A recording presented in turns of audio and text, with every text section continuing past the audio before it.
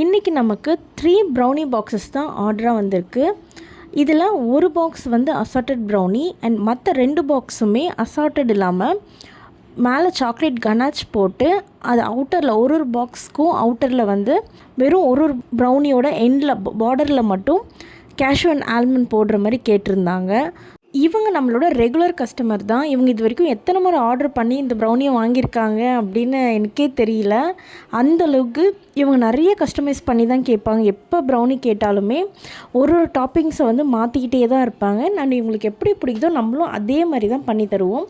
இந்த டைமும் இவங்க கேட்ட அதே மாடுலேஷனில் நம்ம ப்ரௌனி ரெடி பண்ண ஸ்டார்ட் பண்ணியாச்சு.